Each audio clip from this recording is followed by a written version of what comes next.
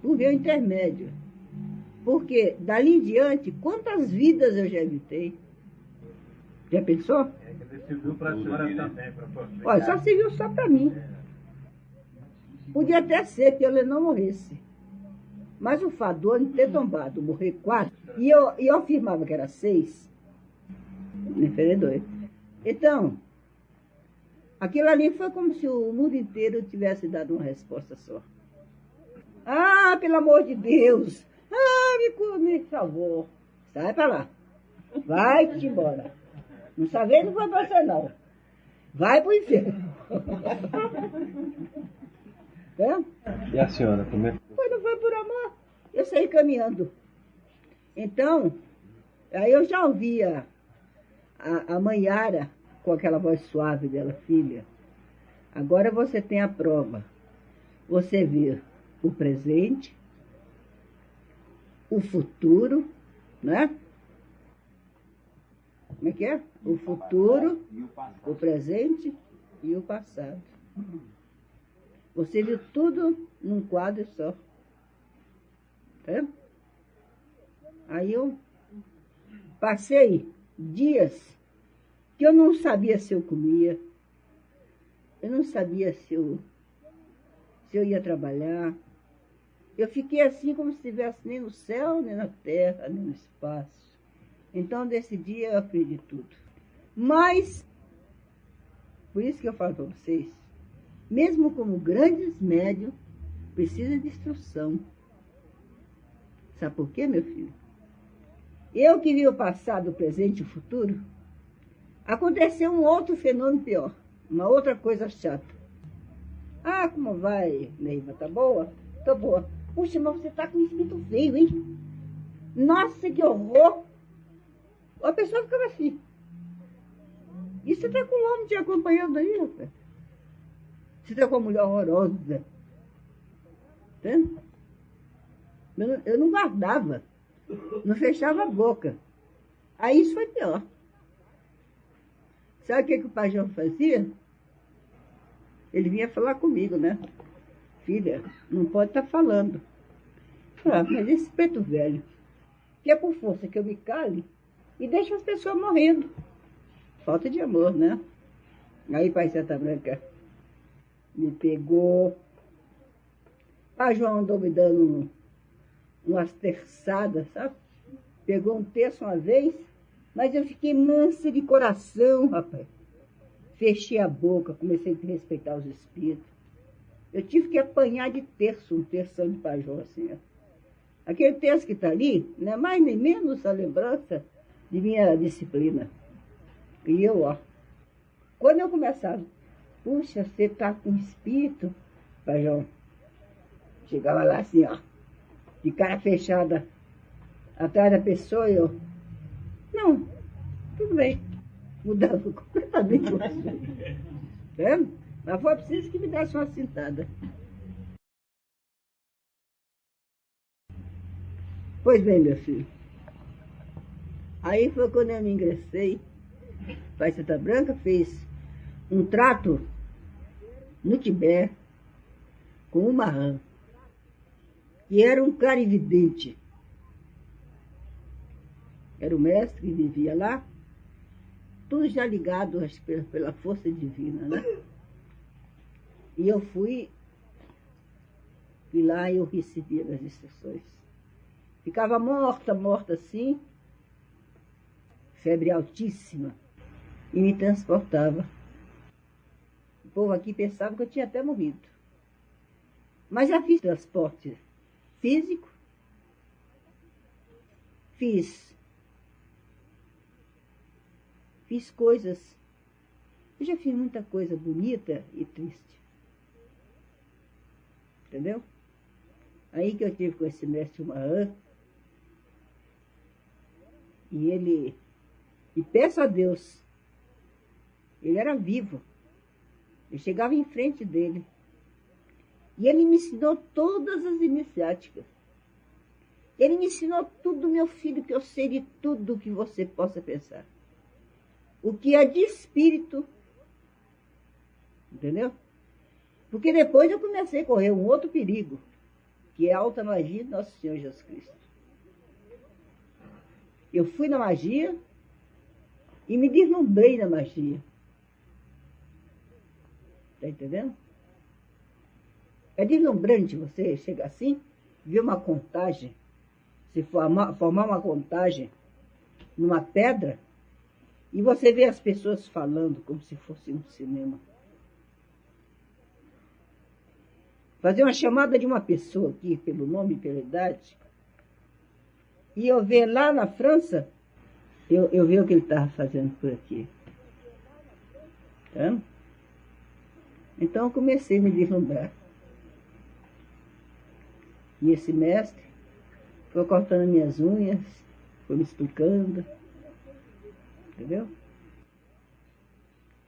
Depois eu comecei a viver tanto a vida espiritual que eu já me deslumbrava e comecei a ter decepções de coisas que eu via em certas cavernas. Depois me preparei.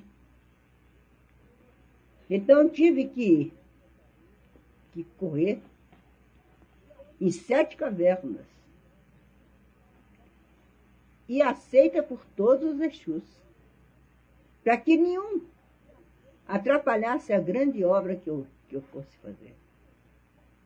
Então eu falava na aparição do doutrinador, porque eu que teria de dar luz ao doutrinador. Pois bem, eu fui de porta em porta. Uns me agrediam, outros debochavam, mas passei por tudo isso em nome de Jesus. E onde eu andava, eu pedia a Jesus que arrancasse meus olhos. Que arrancasse meus olhos. Ali naqueles lugares, se fosse para mim fazer uma coisa errada. Não foi só pela evidência que eu entreguei meus olhos a Jesus, mas também pelo amor que eu já sentia. O amor incondicional que já vibrava no meu coração. E aí, meu filho, as provas chegaram. Fiquei pobre, entendeu? Que não tinha o que comer, tá bom? Quando eu estava na pior mesmo, chegou uma mulher morreu, tomou formicida, tatu, e morreu. E eu fui criar os filhos dela, tá vendo? Depois veio a prova. Quando os meninos estavam bem, veio uma irmã dela e carregou os meninos todos. Foi outro sofrimento. Eu tinha aquele amor. Então, até isso eu tive que botar meu coração assim de pendurado e trabalhar espiritual. Entendeu? E me entregar a quem precisava. Meu coração ficava pendurado. Entendeu? Sabe como é que é? Eu não posso amar as coisas. Eu tenho que ter um amor incondicional. Seu Senhor, hoje eu te amo tanto. É meu filho. Você pega a sua malinha, Deus, minha mãe, vamos embora. E eu tenho que renunciar a você? Hoje eu já sei. Você vai embora aqui. Mas nós vamos nos encontrarmos. Tá certo? Hoje já sei que não há uma partida mais. Não há um adeus. Essa aqui é a minha vida. E além de trazer a luz do doutrinador, que eu dei a luz ao doutrinador, eu considero o meu filho, entendeu? Do meu seio, o doutrinador. Então tinha um complexo, porque o incorporador, o medianeiro, né? O sensitivo, não é meu filho. Ele veio de Salomão, né? Ele já veio de outras, de 1000 vidas. Então, o pai fez o mestre aparar. Então, o mestre aparar é outro filho que nasceu de mim como doutrinador. Não existe o aparar, não existe o mestre Lua, não existe. A ninfa do vale, ela nasceu de mim. O mestre Lua nasceu de mim. O aparelho está nascendo de mim, porque não existia. Tá certo? É o mesmo. O Ajaná é o mesmo, mas Ajaná é um nome científico. Entendeu? Ele é o meu filho. Ficou tão igual essas duas forças que trabalham distintamente. Tá? É maravilhoso, não é? Agora, eu sempre falo, meus filhos, nós precisamos de contagem. Nós não precisamos de povo. Nós precisamos de contagem. Essa emissão que nós emitimos é uma contagem viva aos olhos de Jesus. Jesus vive nas legiões, como diz de Paulo de Tarso, de São Jorge, São Sebastião, São Lázaro. Né? Jesus vive nessas legiões, porque elas é que estão emitindo esses espíritos, né? Que não estão nem a caminho, estão nessas dimensões, dentro de pântanos. Salve Deus. Eu espero em Jesus que vocês não passem o que eu passo, o que eu passei, mas que vocês aprendam o que eu aprendi.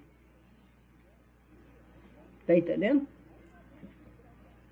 O mestre Lua, mais uma vez fique gravado com vocês. O mestre Lua é um príncipe deste amanhecer. Como é um príncipe os doutrinadores? São príncipes. Breve, muito breve. Isso, ó, que é uma manipulação de força. Tá vendo? Mesmo estando com os olhos abertos, quer dizer, pensando que não está incorporado, ele está com a manifestação silenciosa dos cavaleiros e vai tirar muita coisa do fundo da terra. Que a terra está assim, ó. Entendeu? Eu tenho uma menina aqui, ela é vidente, a Gertrudes. Ela teve uma vidência e eu tive outra. A mesma vidência, no mesmo lugar. Nós duas vimos. Olhamos e vimos um buraco enorme, um portal de desintegração, num canto aqui do vale. Salve Deus. De forma que eu não estou numa dimensão, não é que nós nesse chão nosso, não. Não, mas não é coisa ruim, não. Estou falando em coisas boas do fim dos tempos. Que nós vamos nos encontrar, né? Nós temos que encontrar com nossos irmãos, com esses seres que estão perdidos por aí. Eu já me encontro, agora vocês também têm que encontrar, ué. Não ficamos toda a vida aqui, né, o doutor psiquiatra aí. E eu, salve Deus. A minha vida espiritual foi assim, meu filho. Desmantido que eu fui pegada a laço. E fui pegada a laço. Só faltou um cachorro para me pegar dentro de cachorro. Essa aí foi a filosofia. É a filosofia da minha vida. Não foi santinha. Tem gente que fala para mim, eu falo, santa ignorância. Ah, tia, o dia que eu chegar como a senhora. Sim, sim. Foi assim. Quando esse pajó me dá uma correada, em nome de Jesus Cristo, hein? Cantei e falei assim. Eu olhava assim, que neguinho feio. Olhão. Aprende a respeitar, viu, filho? E aí já viu, né? E eu sou sensitiva. Se eles mandam um pau aqui, mas pega direitinho. Hoje, quando caiu um ferro de 3 metros, ele caiu aqui das minhas costas com tanta força, eu tenho certeza de que Pajão deve ter parado. Entendeu? Porque senão eu tinha arrebentado isso aqui hoje. Mesmo assim ficou doendo muito. Mas eu sei que ele aparou. Eu já pensei, ele estava ali por perto, falei, olhei para a cadeira e falei assim, não, filha, você não merece mais não. Não caiu nas costas físicas. Física, meu filho. A física? Física. Eu pensei que fosse no etéreo que tivesse uma repercussão no físico. Não. Não. Eu sou sensitiva porque eu tenho certeza que ele parou um pouco. Se eu não fosse, o pau caía de uma vez. Eu estava assim, ó. E o pau caiu de lá e veio aqui em cima. Mas foi uma dor tão grande. Aqui, ó. Tá tudo dolorido aqui assim, ó. Mas eu tenho certeza que ele segurou. Eu já pensei, fiz alguma coisa? Não, filha, você não precisa mais não. Foi. Foi teimosia dos meninos. Eu falei, não mexe isso aí, meu filho, você vai cair. Não mexe. Não, não cai nada, a gente segura. Não mexe que você vai cair. Muitas vezes você tem uma dívida, como você, muitas vezes não, você tem uma dívida lá fora, e cuja dívida, se você tivesse aqui, você não ia pagar. Essa dívida que você está se reajustando agora. Então Deus te deu essa faculdade. Agora o perigo é a gente morrer antes de chegar como aconteceram a outros, né? Levar a sério, nem né? assistir, mas nem sabia realmente o que era. É. Você lembra como eu trabalhava, né? Para falar comigo naquele tempo era duro, viu? Você contava 500 pessoas na minha frente constantemente. Do mundo inteiro, tá bom? É. Agora o homem só não deve duvidar dele mesmo. Que ele duvida em volta dele, se não duvida dele. Quando eu vi esse quadro último que eu falei para vocês, eu nunca mais duvidei de mim. 1000 pessoas. Ah, vai ser kardecista, vai ser não sei o que, vai. Aqueles.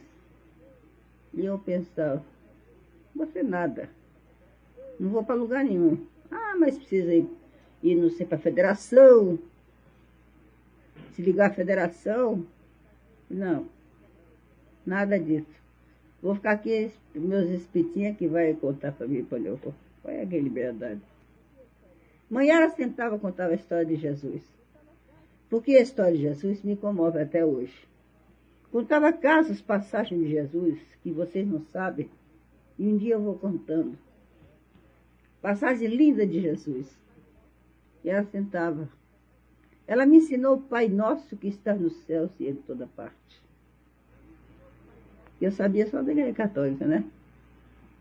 Que é esse que vocês rezam, né? Há 2000 anos. Pai Nosso que está nos céus e em toda parte. Toda parte não tem no católico. Não. Só está no céu. Pois é. E Manhara me ensinou o que eu sei. parte eu acho que nós aprendemos aqui. Pai Nosso que está nos céus e em toda e nos círculos espirituais. Isso é um muda, né? Como nos círculos espirituais. Você sabe que é hora, né? Assim na terra como nos círculos espirituais. O pão nosso de cada dia dá-nos hoje, Senhor, e perdoe as nossas dívidas. Se nós perdoarmos aos nossos devedores. Então eu teimava com ela, né? Mas como?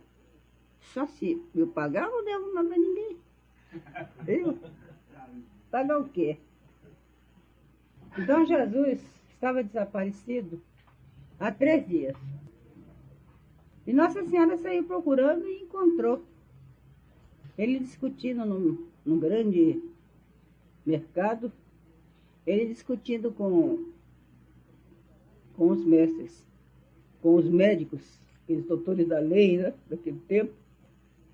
Então Jesus. E foi quando ela disse, meu filho, que estava desaparecido, ele disse que estava fazendo as coisas do meu Pai que está no céu. José de Arimateia era um lama de Tibete. Era um daqueles rabinos de Tibete. Era doutor da lei. Então pediu a São José para levar Jesus para o templo em Tibete e se iniciar e fazer o seu doutorado. São José entregou Jesus. E ele foi. Que a grande missão de Jesus, meus filhos, foi a organização dos planos espirituais. Dos planos espirituais. Jesus não veio só para ser pregado na cruz, porque assim não havia realmente era um objetivo mais amplo. Então ele foi lá, sim, ele foi preparar né? E ele formou todo esse plano etérico. Antigamente um homem recebia 14 espíritos e se matavam. Toda brincadeira era só de matar, porque aqueles espíritos, eles saíam, inclusive daqueles gladiadores, eles saíam de um e ali mesmo eles vinham se vingar com outros. Viviam naqueles... Então Jesus, com 12 anos, foi levado à presença do grande Dalai, que nós chamamos na nossa iniciação. Eles tiveram tanta vergonha que cobriram o rosto para fazer a iniciação de Jesus. Não vê que vocês põem um pano? A gente põe um pano no rosto. Eu iniciei também tampando o rosto. Então, os mestres tamparam o rosto para fazer a iniciação dele. E foram seguindo. Ele também pegou um e tampou o rosto dele. Mostrando a humildade. Quer dizer que nós aqui fazemos isso, entendeu? Pela santa lei, que é esta, os mestres dentro ali da iniciação deveriam estar com o capô tampado também, né? Mas eu sempre tive dificuldade de respiração. O pai Seta Branca abriu mão de Manhara que ali dentro os que ficassem não tampasse o rosto. Mas era para tampar o rosto com capuz também. É capuz? Capuz? Como chama? Capuz. Capuz. Então ele ficou lá. Jesus fez o doutorado. Jesus era um rabino, um doutor da lei. Então, ele fez, diz Manhara, que ali ele promoveu todos os planos, fez essas grandes plataformas, essas dimensões, que as escadas da subida, tudo foi organizado por Jesus entre os 12 anos e os 30 anos. Quando ele fez o doutorado, José de Arimateia, que sempre estava em vista de Jesus, que ele pedia notícias. Então, Jesus saía do corpo e ia falar com a mãe e com o pai, se transportava. Saía, levitando, ia ter com o pai e a mãe, para a mãe não sofrer a falta dele. Quando ele fez os 30 anos que ele fez o doutorado, José de Arimateia trouxe ele. Então se preparou na sinagoga, foi a primeira decepção de Jesus. Na sinagoga, que era a grande catedral, né? E lá se falava na chegada do grande Messias. Todo mundo esperava o Messias. Então se falava na sinagoga que vinha o grande Messias. O José de Arimateia veio na frente e foi preparar uma grande festa, que ele sabia que era Jesus.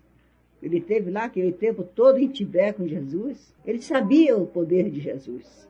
Mas Jesus, ao passou pelo Mar Vermelho, né? E lá estavam os pescadores, estavam ali já esperando. É o Mar da Galileia, né?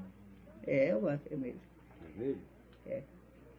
Então ele, acho que é. Da Galileia, acho que é. Aí eles estavam, os pescadores ali, e jogavam a tarrafa, não viam um peixe. Estavam tristes ali. Aí Jesus chegou, falou, pescadores de peixe, chamou que ele viesse. Eles agora, daquele dia, eram pescadores de almas. Mas eles já estavam tudo já preparados por Jesus, né? É como esses meninos adjuntos aí, que eu falo, vocês todos, cada um aqui, tem o seu cantinho já aqui. Há quantos mil anos, né? Então, meu filho, os pescadores ficaram assim, ele jogou, falou, não tem peixe, jogou a tarrafa e mal deram conta de todos juntarem para puxar. Então, todos viram que Jesus tinha uma força especial e acompanharam Jesus. Mas quando chegou em casa, Nossa Senhora estava feliz esperando Jesus e ele chegou com aqueles pescadores mal cheirosos de peixe. Aí Jesus ficou, Nossa Senhora arrumou no paiol, que eles ficassem no paiol e o quarto deles. Mas quando logo depois ela foi ver, Jesus não dormiu na cama, passou a noite conversando com os pescadores. Então Jesus não viu a decepção que ele ia ter no outro dia. Aí os rabinos estavam todos à espera no grande templo. E Jesus entrou, como estava marcado pelo José de Arimateia, que era o professor dele, estava ali o Evangelho, entendeu? A Escritura Sagrada. Jesus abriu e disse, e eis que chegará o Filho do Homem, e eis que chegará o Messias, o Filho do Homem. Eu não sei como Yara fala com tanta ênfase esse pedaço. Aí ele disse, e aqui estou, em espírito e verdade, afirmando que ele era o grande Messias, que veio para fazer essa grande obra da terra. Aí baixou a cabeça, quando ele levantou, só tinha os pescadores. Os rabinos todos abandonaram, viraram as costas para ele. Então ele foi e falou para os pescadores, por que vocês não foram com eles? Não fomos porque acreditamos em ti, todos de uma só voz. Aí começou o primeiro mantra, dessa simples palavra afirmativa dos discípulos. Não fomos porque acreditamos em ti. Aí ele sai, né? Sozinho. Que ele chega, tá aquele povão vendendo cabrito, vendendo pombo, vendendo aquele comércio. Aí ele pega uma cinta que estava assim e sai surrando todo mundo que estava vendendo as coisas. Ele começou assim, né? Em tudo, uma Yara procura uma razão para mim. Salve Deus. E aí é a grande história. Ele começa a falar. Vê como ele falava daqui e todo mundo do outro lado do Rio Jordão ouvia o que ele falava. Ele falou o sermão na montanha e todo mundo escutava o que ele dizia. E Manhara falava e eu acompanhava como se fosse um cineminha. Aquelas coisas tão verdadeiras que eu vivia como se eu tivesse há 2000 anos atrás. Salve Deus. Assim que eu adquiri as coisas, que eu me acalmei e que eu tinha... Acabou aquela falta de caridade minha de falar para as pessoas que estavam... Hoje, eu sofro muito. Quando eu vejo você, às vezes uma pessoa se despedir de mim, já vai morrer aquela pessoa. Eu não posso dizer nada, sabe? Eu não posso. Entre nós tem coisas que nós juramos, e o meu silêncio, sabe? Pode evitar muita coisa, como às vezes eu dizendo. O melhor é eu ficar calado. Como você sabe o que aconteceu ano passado. Eu via tudo e não podia gritar. Às vezes fazia gestos assim dentro do carro, mas avisei a todos vocês do que acontecia, do que ia acontecer. E foi. Jesus é o doutor da lei. Jesus foi... Não precisava, naturalmente se diz, porque ele veio... Os grandes conhecimentos. Salve Deus, meus filhos.